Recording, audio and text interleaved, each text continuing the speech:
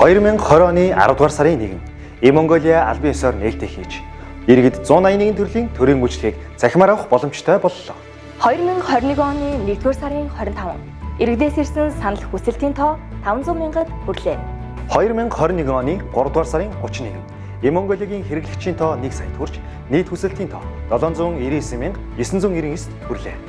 2021 оны 5 дугаар сарын 4 COVID-19 эсрэг вакцины гэрчлэгийг авах боломжтой боллоо.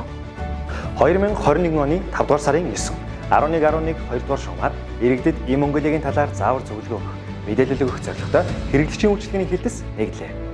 2021 оны 9 дугаар сарын 15 Им Монгол Актем улсын төсөвт үйлдвэрийн газар байгуулагдсан үйл ажиллагаагаа явуулж эхэллээ. 2021 оны 10 дугаар сарын 1 Им Монголиа 2.0 албан ёсоор нээлттэй хийж захин бичиг баримтад эмнэлэгт цаг захиалах шинжилгээний хариугаар боломжтой боллоо. 2021 оны 12 дугаар сарын 21 600 гаруй төрийн үйлчлэгийг иргэд захимаар авах боломжтой боллоо. 2022 оны 1-р сарын 4 зэргийн бүртгэлийг захимаар хийх боломжтой боллоо.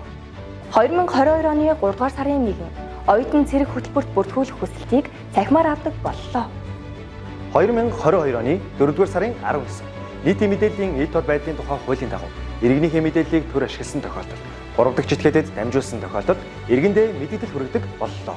2022 оны 7 дугаар сарын 19 Монгол улсын 21 аймгийн 1281 төрийн үйлчлэгийг захимжууллаа. 2022 оны 8 дугаар сар цэцэрлэг болон 1-р ангид эсэгчдийн бүртгэлийг захимаар илгээж уламжлалт бүртгэлийн системийг дараагийн түвшинд аваачлаа. 2023 оны 1-р сарын 9 Им Монголын системийн хэрэглэгчийн тоо 1.5 саяд хүрлээ. 2023 оны 1-р сарын 16 Им Монголын системээр дамжуулан эцэг их асран хамгаалагчид хүүхдийн мөнгөнд эдгэмжийн хүсэлтийг захимаар авах боломжтой боллоо. 2023 оны 4-р сарын 6 бизнесийн таатай орчныг бүрдүүлэх e-бизнес систем нээлттэй хийлээ. 2023 оны 4-р сарын 10 нийтийн захим ур чадварыг дээшлүүлэх зорилготой 24200 хэрэгэнд захим ур чадварын сургалт орлоо. 2023 оны 4-р сарын 30 Им Монголиа хэрэглэгчдэд үйлчлэх төв 267,932 дуудлагад амжилттай хариулан санал хүсэлтийг шийдвэрлэлээ. 2023 оны 5 дугаар сарын 25 Им Монголиа 3.0 албан ёсоор нээлттэй хийж 82 байгууллагын 1000 гаруй үйлчлэгийг төлөвлөж ухаалаг мэдээлэл хүргэх систем, биометрик мэдээлэл, хүртээмжтэй байдлыг бий болголоо. 2023 оны 9-р сарын 7 цахим хөгжил харилцаа холбооны яам Им Монгол Актем улсын төсөвт үйлдвэрийн газар нээлттэй засгийн хүндэт өргөмжлөл хүртлээ. 2023 оны 9-р сар оюутнууд ЮМОны автобусны карта Им Монголиаг ашиглан захимаар захиалах боломжтой боллоо. 2023 оны 10 дугаар сарын 1 Им Монголиа 3 нас хүрлээ.